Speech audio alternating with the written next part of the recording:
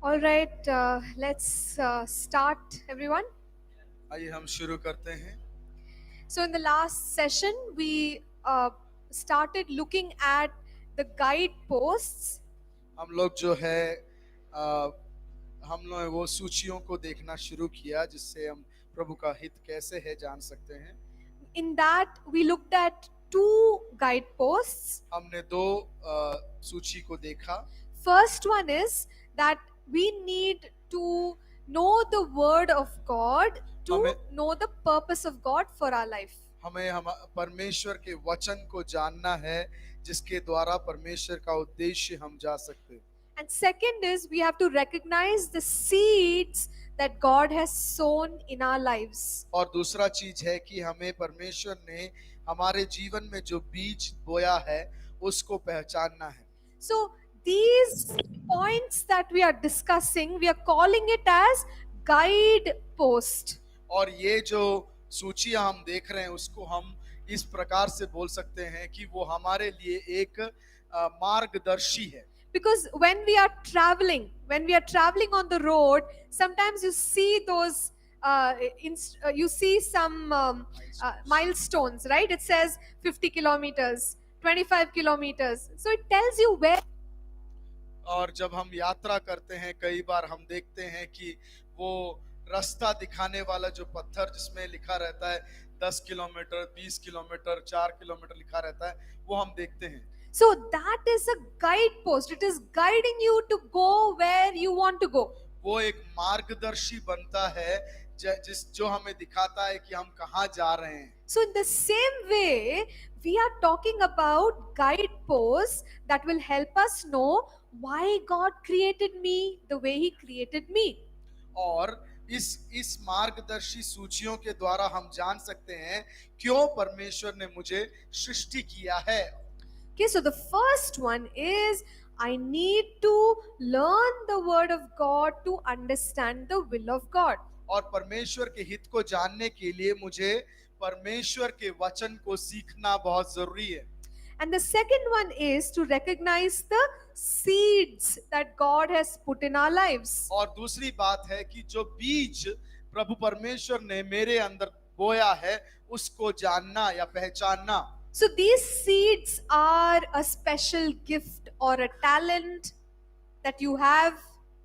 और ये बीज जो है मेरे और आपके जीवन में एक प्रत्येक एक अनुभव या एक तोड़े हैं प्रभु ने जो दिए हैं। Because somebody came and asked me during the break time, ma'am, can you explain what you mean by seeds? और कुछ व्यक्ति ने मेरे से आके बातचीत किया ब्रेक के बीच में, क्या मैम आप आके मुझे समझा सकते हैं इस बीच का क्या मतलब। So you see, like in my life, I knew from a young age that God wants me to work with lots of people.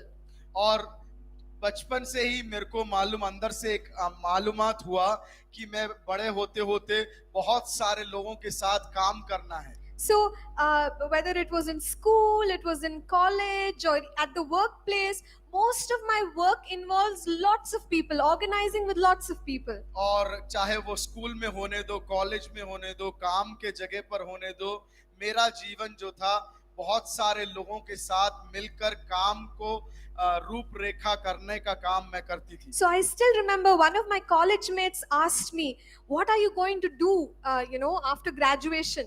और मेरे एक कॉलेज में पढ़ने वाले सहपाठी ने साथ पढ़ने वाले व्यक्ति ने मुझसे पूछा कि आगे जाकर ग्रेजुएशन के बाद तुम क्या करने वाले हो। So my work area is, I'm supposed to sit in a clinic and work. Okay, so my graduation is in dentistry. और मेरा जो काम था जिसमें मैंने ग्रेजुएट किया वो मैं दंत शास्त्र में graduate.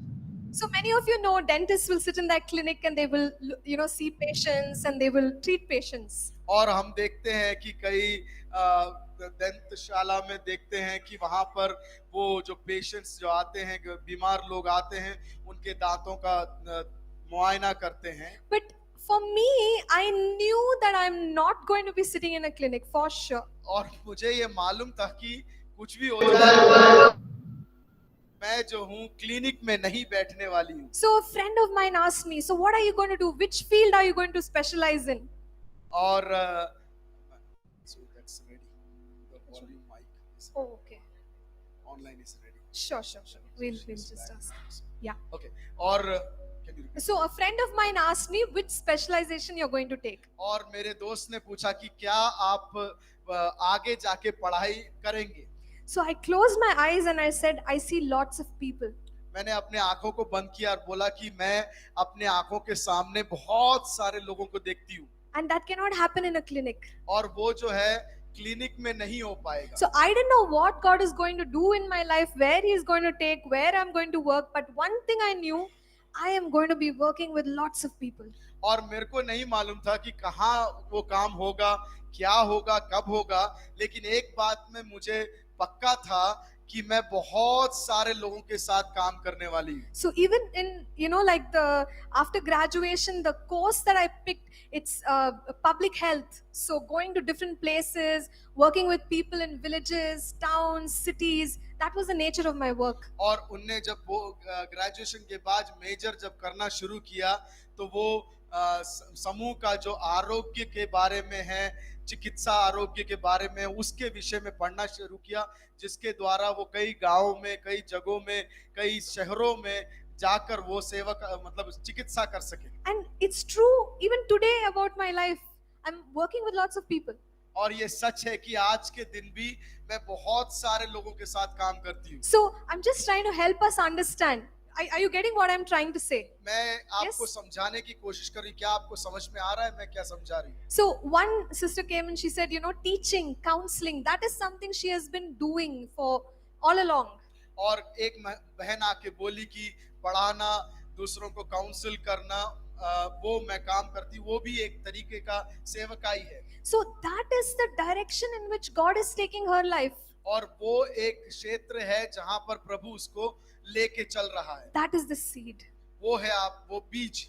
Maybe you are a creative person. हो सकता है आप कुछ नया बनाने वाले व्यक्ति हो. Maybe you are a good organizer. हो सकता है सब कुछ नियंत्रण में, सब कुछ रूपरेखा करने में आप अच्छे हो. So what is that special ability that you carry? That's a seed in your life. वो जो खास चीज जो आपके अंदर है, खास कार्य जो आपके अंदर है, जो दूसरों में नहीं है, वो होता है आपका बीज. Recognize it. उसको जान जाएं.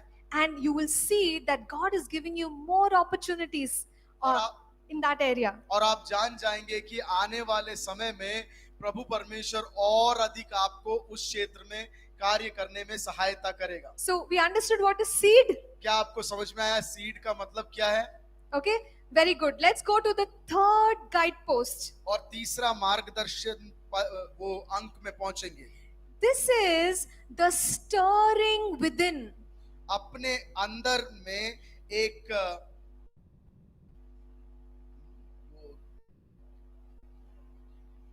अपने अंदर उस वर्ड को मैं समझाने की कोशिश कर रहा हूं. अपने अंदर में से एक झंझोल जाना कहते हैं ना, जिसको अंदर से एक नया होके एक ज्वाला नहीं कहेंगे उसको, एक वर्ड है. Like you're moved by it. You're moved by और it. आप जो है उस अंदर की भावना के कारण आप प्रेरित हो जाते. Yeah. So, you see, let's take the example of Nehemiah. हम नेहमिया का उदाहरण लेंगे. So, in the case of Nehemiah, he heard news of the walls of Jerusalem being broken down. और नेहमिया ये सुनता है कि यरूशलेम की दीवारें जो है टूट चुकी है. Now, Nehemiah was one Hebrew boy who heard this news. Nehemiah ऐसा एक यहूदी बालक था जो इस समाचार को सुनता है. But there were many others from his nation who would have also heard the same news. और हो सकता है कि उसके देश में आने वाले कई इसके जैसे जवान लोगों ने ये खबर सुना होगा. But it affected Nehemiah deeply. और नेहमिया को जो क्या हुआ, दिल में उसको उसके बारे में ठेस पहुंचा. He felt that how can the walls of my city be broken? और उसके मन में आया कि कैसे हो सकता है कि मेरे राज्य के दीवार टूटे पड़े हुए हैं. He couldn't take it. वो सह नहीं पाया. He couldn't take it that his people were suffering. वो ये सह नहीं पाया कि उसके लोग जो है तकलीफ में हैं। And he became so sad that even the king saw his face and he understood Nehemiah is sad. और इतना वो दुखी बन गया कि वो जो राजा था जिसके वहां वो काम करता था, वो तक उसके चेहरे को देख के समझ गया। This news moved his heart. ये खबर जो है उसके दिल को हिला दिया। He could not do his work in, his normal routine. He could not continue with that. वो जो साधारण तरीके से काम करता था उसको नहीं कर पा रहा। He rose up and he said, I have to do something. वो उठा और बोला कि मुझे कुछ ना कुछ करना पड़ेगा। I will go. We will rebuild the walls of Jerusalem. हम जाएंगे और वो टूटी दीवार को खड़ा करेंगे। So what happened is that Nehemiah was stirred, or he was moved by a passion or a love for his people.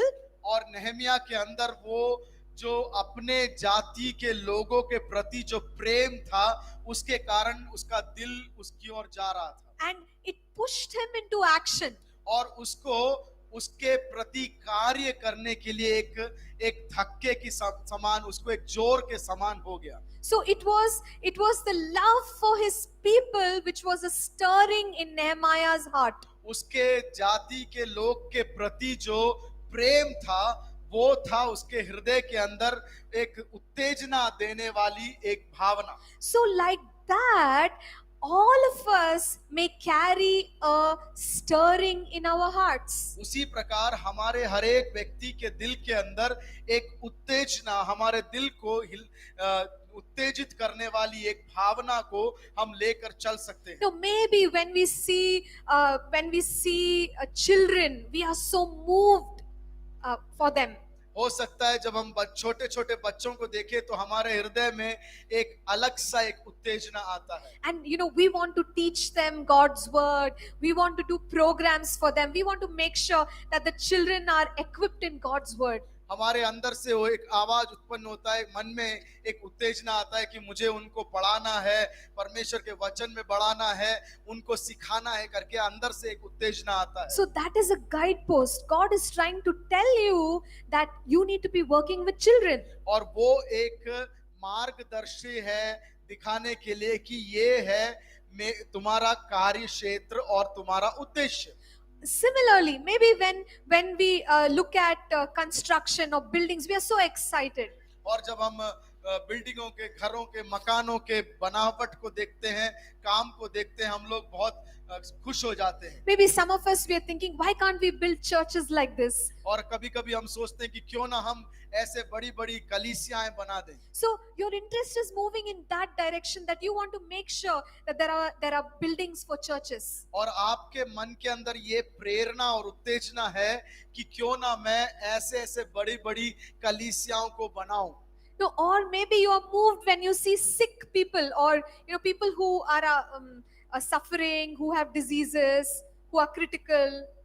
और हो सकता है कि आप जब बीमार लोगों को देखें और परेशान और पीड़ित और दर्द से भरे हुए लोगों को देखें, तो आपके मन के अंदर एक उत्तेजना या प्रेरणा उत्पन्न हो सकता है। That I have to do something. We have to take care of them. मुझे इनके प्रति कुछ करना है, कुछ इनके प्रति कुछ कदम उठाना है। So like this, all of us may carry a stirring in our hearts. इसी प्रकार हम में से हर एक व्यक्ति एक मन के अंदर एक उत्तेजना या प्रेरणा को लेकर चलने वाले हो सकते हैं। So what is that stirring? और वो प्रेरणा क्या है?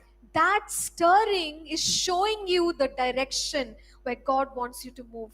और वो प्रेरणा हो सकता है जहां पर आपको प्रभु दिखाना चाहता है, ये है तुम्हारे जीवन का उद्देश्य। Maybe when you think about the nation of India, you're so passionate about it. हो सकता है कि आप हिंदुस्तान के बारे में देखोगे तो आपके अंदर एक बड़ी सी उत्तेजना या प्रेरणा उत्पन्न होती है। Or you think about a region in the world, you're moved by it. और इस दुनिया के किसी एक स्थान को देखने के समय पर आपके मन के अंदर एक प्रेरणा उत्पन्न होता है। So this is an indicator. God is showing you, this is why I have created you. You have an assignment in that area. और ये एक मार्गदर्शन हो सकता है आपके लिए, कि चिन्ह हो सकता है आपके लिए कि मैंने ये चीज आप तुम्हारे हृदय में दिया है। Okay, so point 3 is clear. तीसरा समझ में आ गया आपको? Yes, everybody? Okay, great, wonderful. Thank you. Let's move on. Let's go to the fourth point. चौथा पॉइंट की ओर जाएंगे। This is to recognize the grace of God given to us. ये है चौथा पॉइंट है, परमेश्वर ने मुझे जो कृपाएं दिए हैं उसको समझना या पहचानना। So, God gives us grace, प्रभु हमें कृपा देता है, and you know, that grace of God helps us have certain gifts. और ये कृपाएं जो है कुछ अच्छे तोहफों से भरा रहता है। So we carry the ability, okay, the grace of God is the favor of God or the enabling of God.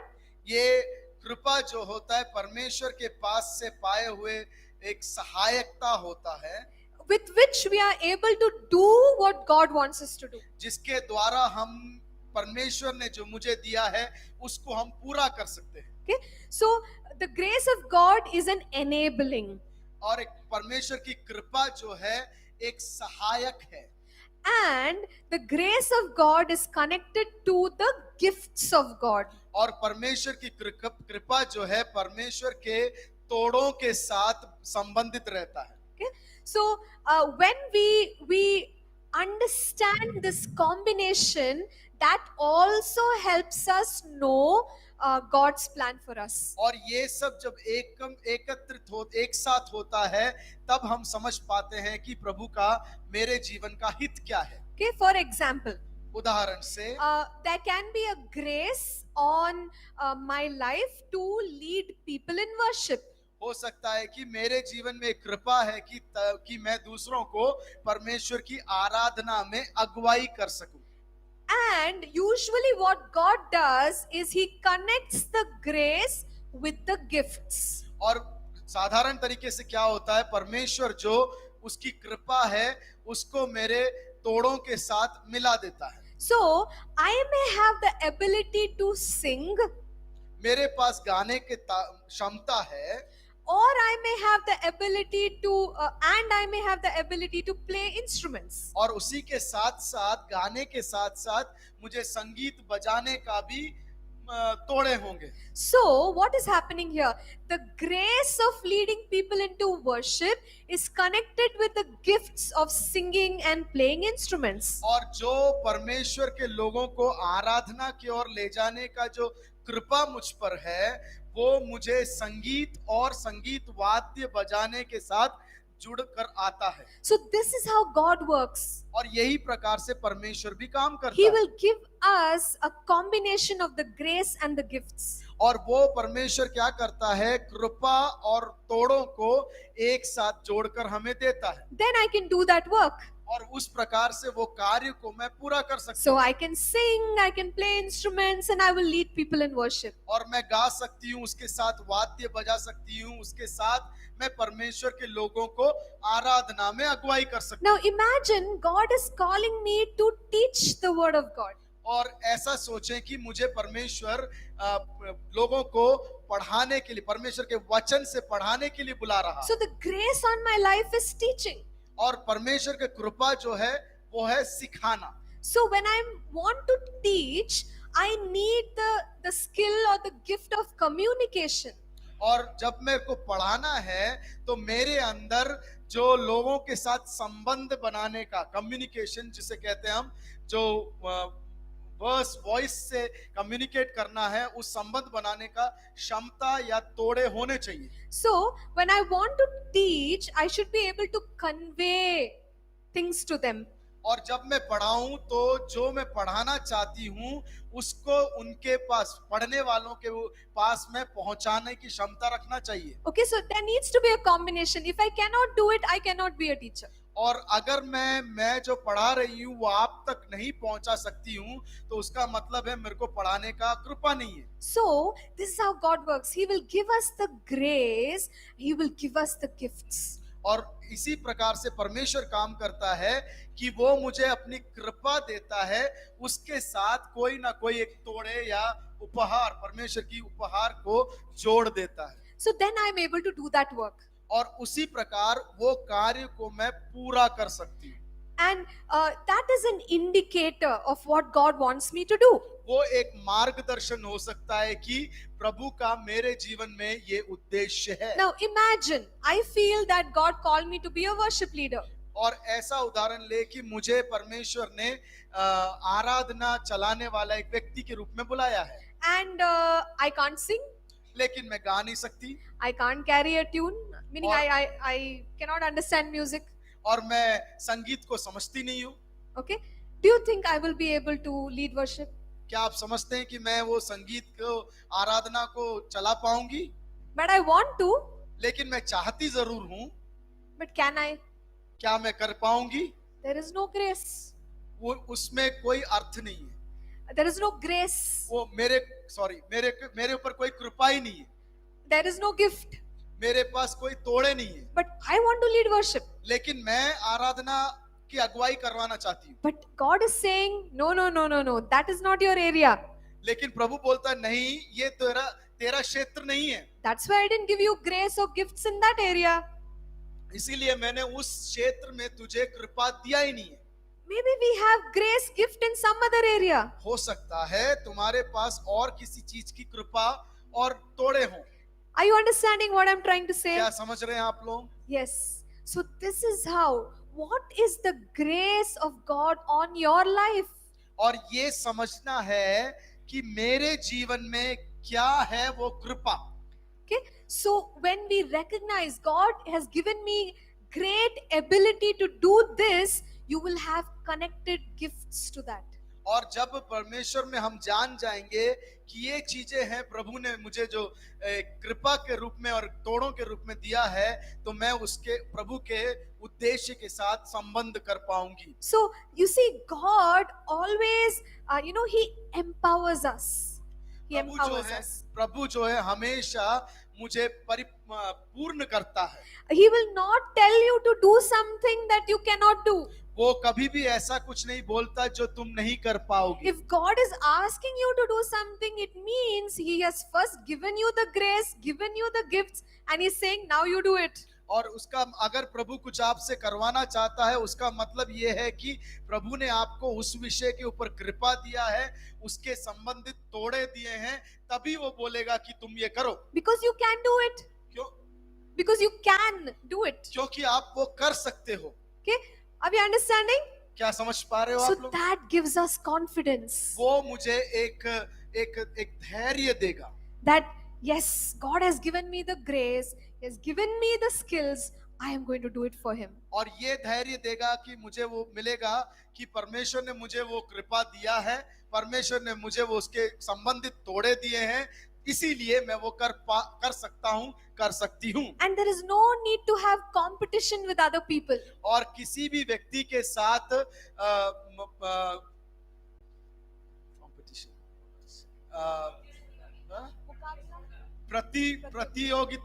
प्रतियोगिता मनोभावना रखने की जरूरत नहीं है। Maybe their grace is different and their gifts are different. हो सकता है कि उनकी कृपा मेरे कृपा से अलग हो।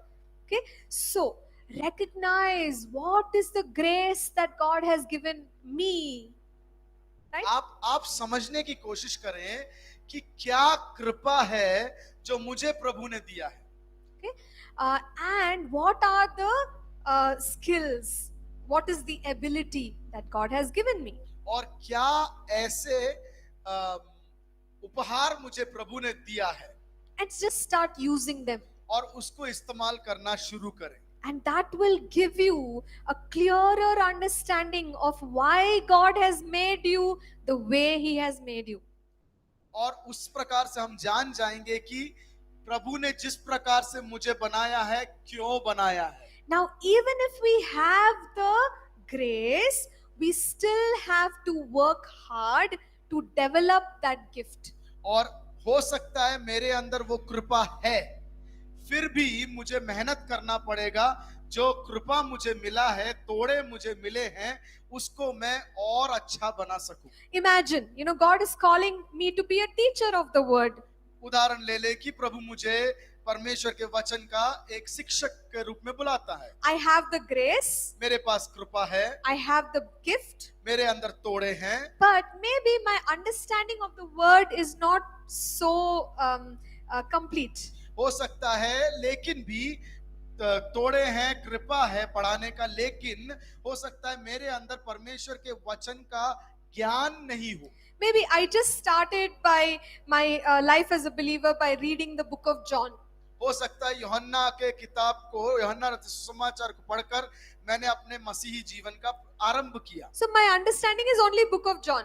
और मेरा समझ जो है सिर्फ सुसमाचार, यूहन्ना रचित सुसमाचार है।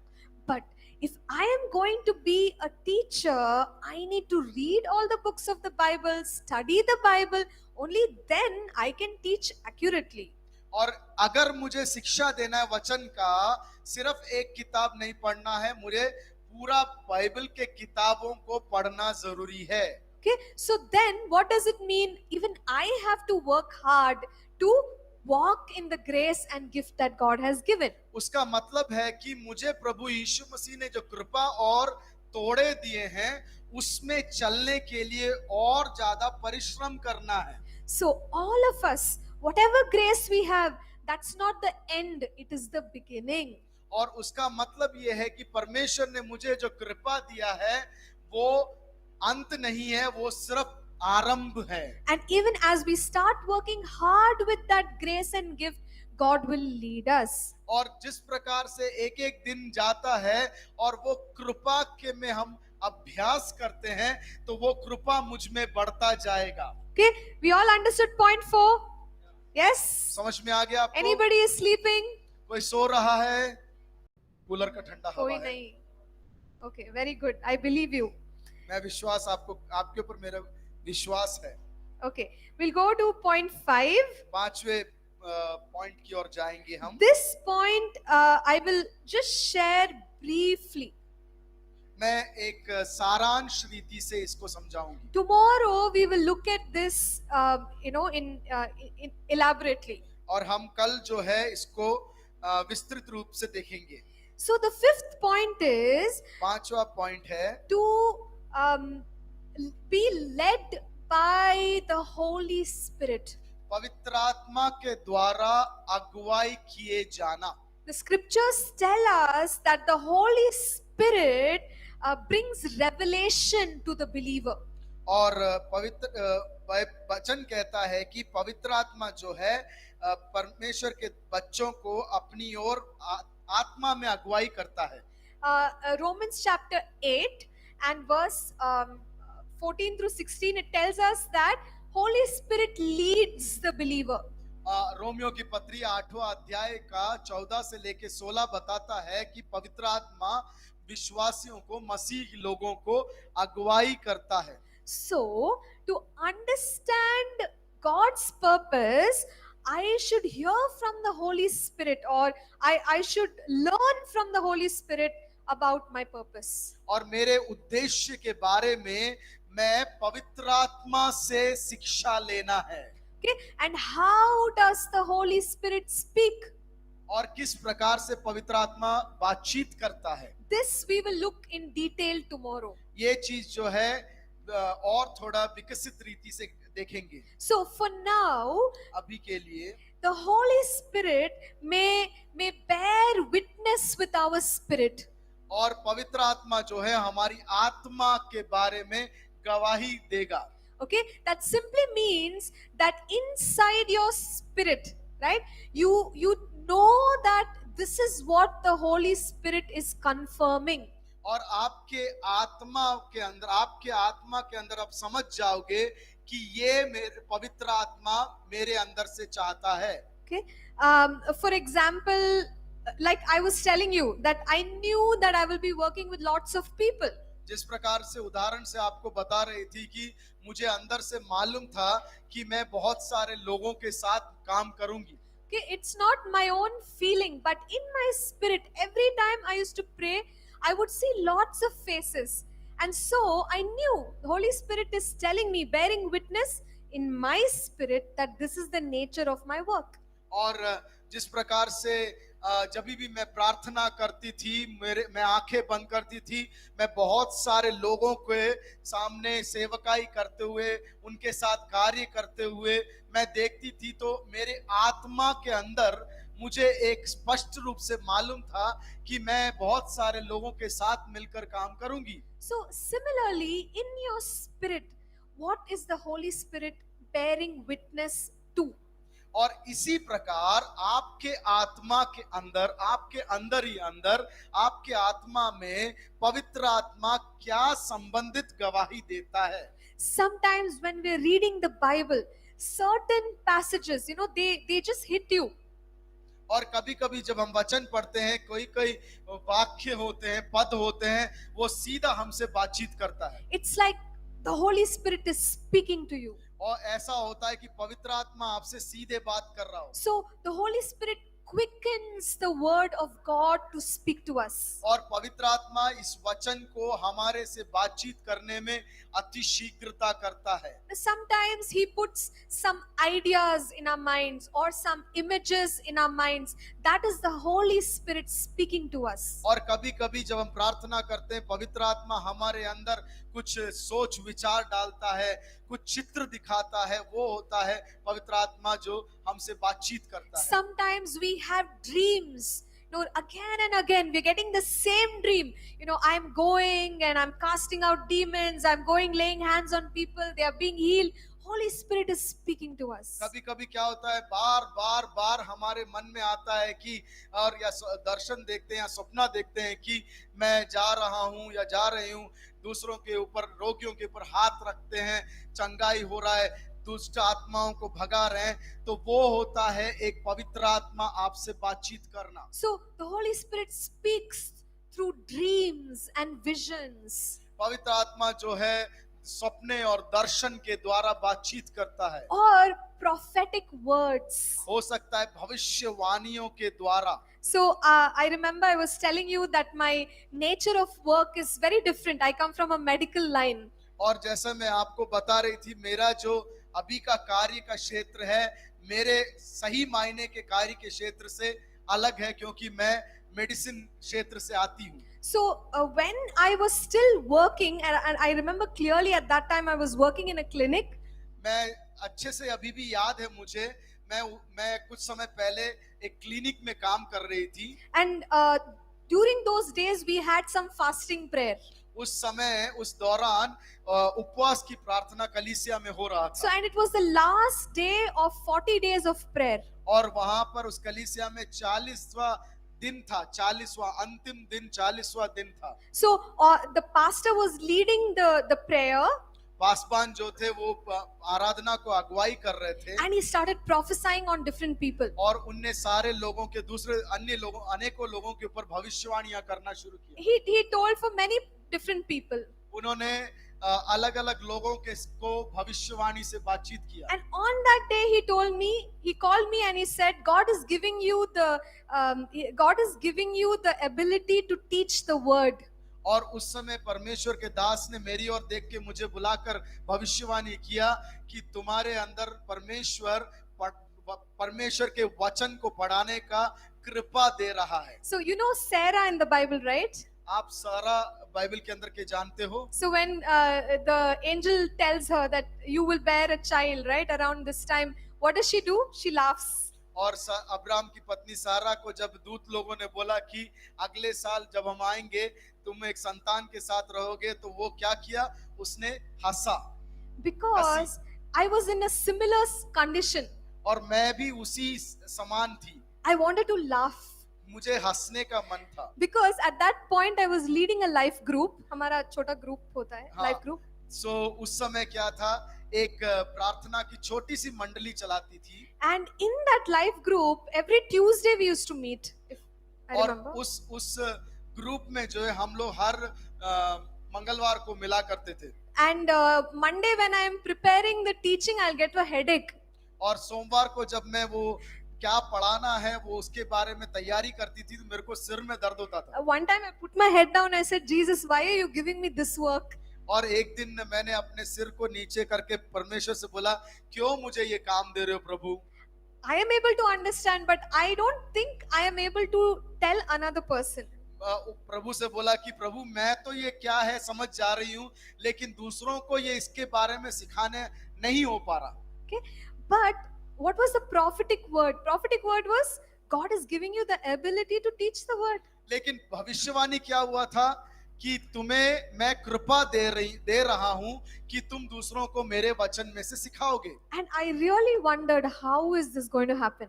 मैं आश्चर्यचकित में थी कि ये सच में सही मायने में ये कैसे होगा। Then after few years, slowly, some opportunities come. They say, sister, can you come? Can you teach? Can you preach? It started happening. और कुछ समय के बाद मुझे छोटे छोटे मौके दिए गए, लोगों ने बुलाना शुरू किया, बहन आप क्या आके वचन सिखाएंगे, प्रचार करेंगे करके पूछा। Okay, all in our church only. हमारे ही कलीसिया के अंदर। And I was in a lot of confusion मैं सच में समझ नहीं पा रही थी, because I had my own career goals. लेकिन क्योंकि मेरे अंदर एक लक्ष्य बनाया था अपने भविष्य के बारे में। And I am seeing that God is opening doors in ministry. और उस समय मैं ये देख रही हूँ कि प्रभु जो है अपने कार्य के लिए, अपनी सेवकाई के लिए द्वार मेरे सामने खोल रहा है। So, but with this prophetic word and a few other words that I received, I knew that God is telling me this is the direction. Don't be afraid, start taking those opportunities. और कुछ भविष्यवाणियों के द्वारा, कुछ वचन के द्वारा प्रभु मुझे स्पष्ट बता रहा था, ये है तुम्हारे जीवन का उद्देश्य, भयभीत ना हो, इसको उठा लो। And even though I was afraid, slowly, I just started taking those opportunities. और भय मेरे अंदर था, लेकिन भी मैंने धीरे करके उस अच्छे अवसरों को उपयोग में लाना शुरू किया। And I can see how God has led me till now. और मैं देख सकती हूँ कि किस प्रकार से आज तक प्रभु यीशु मसीह ने मुझे चलाया। So maybe there are some prophetic words over your life. हो सकता है आपके जीवन में कुछ भविष्यवाणियां हुए होंगे। Those words are indicating to you where God wants you.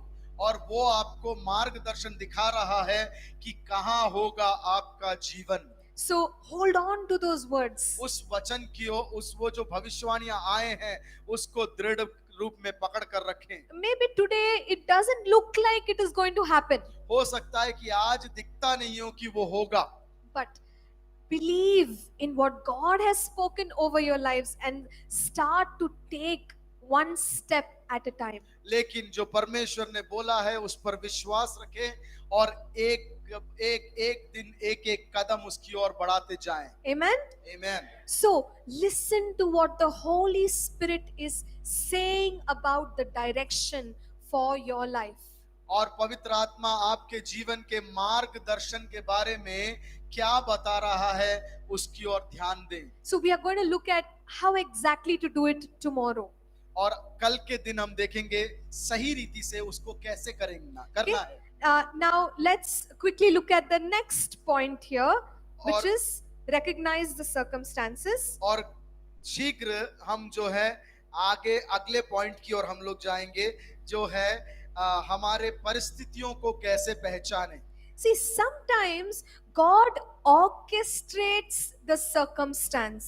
कभी कभी क्या होता है, प्रभु परमेश्वर जो है हमारे परिस्थितियों को हमारे उद्देश्य, हमारे बुलाहट के स्वरूप में कर लेता है। Think about Esther in the Bible. Rani Esther के बारे में सोचें। That, why did she get picked and why did she have the opportunity to meet the king? Suddenly she's queen. और सोच के देखें कि अचानक से एस्तेर रानी को क्यों वो राजा ने चुना और राजा के साथ भेंट होने का मौका मिला। And she became queen. और वो रानी बन गई। But those were the days when she could use her authority to save her people. और वही समय था जब इज़राइल के लोग जो उसके लोग हैं उनको बचाने के लिए उस दिन में काम आया। So God worked out the situation in such a way that he could put his person to take care of the situation. और उस परिस्थिति को संभालने के लिए, उस परिस्थिति के नियंत्रण को लेने के लिए प्रभु ने अपने व्यक्ति को सही परिस्थिति में चुनकर रख लिया। So when she recognized, oh, this is what God is doing, she knew what she has to do for her people. और जब उसने समझ लिया कि ये चीज है जो प्रभु यीशु मसीह, प्रभु परमेश्वर मेरे द्वारा करवाना चाहता है, तो उसने अपने परिस्थिति को समझ लिया। So in the same way, look at your circumstances. इसी प्रकार अपने चारों तरफ के परिस्थितियों को थोड़ा ध्यान दे। Some, like for example, you are all here studying in STBC.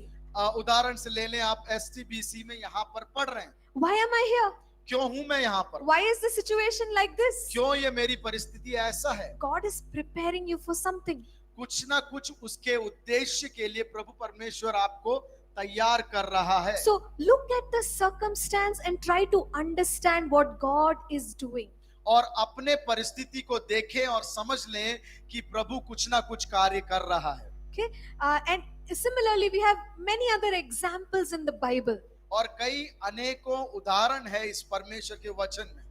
For example, we see that David is only going to give lunch for his brothers, but suddenly he's in a battle with Goliath. और देखते हैं वचन के अंदर, देखते हैं कि दाऊद जो है अपने भाइयों को जो युद्ध क्षेत्र में है उनको खाना देने के लिए जाता है, लेकिन हो ऐसा जाता है वो खुद युद्ध में प्रवेश कर देता है। Is it an accident that David is there? क्या ये अचानक से हो गया कि दाऊद वहां पहुंच गया? No, it's not.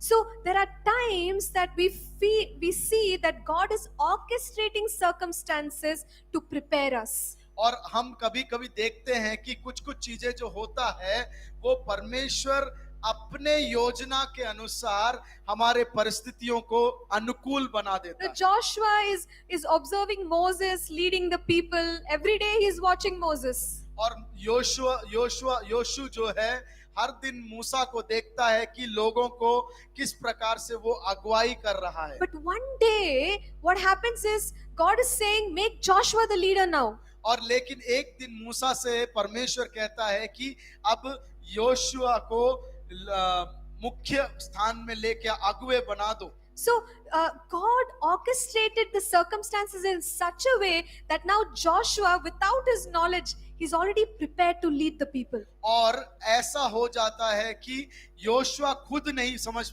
पाता है, लेकिन अपने परिस्थितियों के कारण से वो खुद एक अगुवे के रूप में तैयार हो चुका है। We need to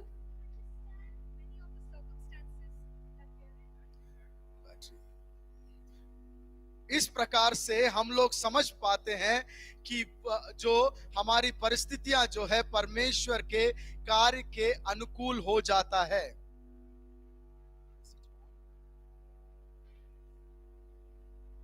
check. Yes, thank you so much. Thank you everyone. So in this way we need to recognize the circumstances. इस प्रकार से हमारे परिस्थितियों को हमें समझना जरूरी है। But please note that circumstances can sometimes lie. और ये भी समझ जाए कभी कभी हमारी परिस्थितियां हमसे झूठ बोल सकते हैं। It's like you want to do this ministry but it's just not working. और ऐसा होता है कि आप ये सेवकाई करना चाहते हैं लेकिन वो हो नहीं रहा। And because there is a closed door you want to give up. क्योंकि वो दरवाजा हमारे सामने बंद है, इसलिए मैं नहीं करूंगा। So don't go by the circumstance, you still need to try. और आप अपनी परिस्थितियों को ना देखें, लेकिन वो कार्य को करने की कोशिश करें। While circumstance is an indicator, it is not the greatest indicator of God's will. Why? Because sometimes Satan can also use circumstances. क्यों ये परिस्थिति आपका सेवकाई का या प्रभु का हित का अनुसार कभी कभी नहीं होता, क्योंकि शैतान भी क्या करता है, ऐसी परिस्थितियों को घुमा फिरा के हमारे सामने ला के खड़ा कर सकता है। Okay, so we need to be careful to discern. और हमें उसको समझने का क्षमता होना चाहिए। Okay, so good. We'll just stop at this point 5.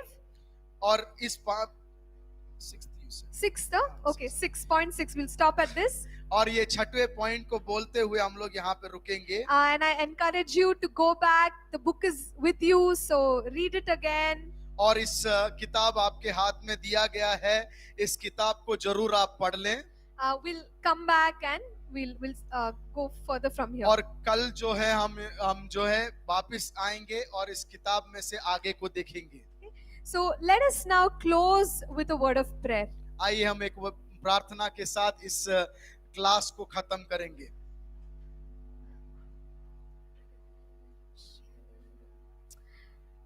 Heavenly Father, we thank you for your word. परमेश्वर आपके वचन के लिए हम धन्यवाद देते हैं। Father, we pray that you will speak by your Holy Spirit to each of our hearts. हमारे हर एक हृदयों को के साथ पवित्र आत्मा के साथ आप बातचीत करेंगे। Father, thank you that you have given each one of us grace and gifts. धन्यवाद प्रभु जी, आपने हर एक व्यक्ति को कृपा और तोड़े दिए हैं। Father, we pray that each of us will be able to recognize, oh God, where you are calling us. हे प्रभु जी, हर एक व्यक्ति हम में से ये जान सके कि आप हमें कहाँ बुला रहे हैं। Yes, Lord, help us to understand your will for our lives, हे प्रभु जी, आपके हित को हम समझ पाएं, so that we can live a life that is worthy of the calling, ताकि हम आपके योग्य हमारे जीवन को जी सके, so that, Lord, we are fruitful in every good work. ताकि हम हर एक काम में फलवंत हो सके। Father, thank you that, Lord, you are working in our lives. धन्यवाद देते हैं कि आप हमारे जीवन में कार्य कर रहे हैं। Father, even those who are struggling, they find themselves, oh God, in a place of darkness. We pray for the light of God to shine upon them in the name of Jesus. जो कोई व्यक्ति परेशानी की परिस्थिति में है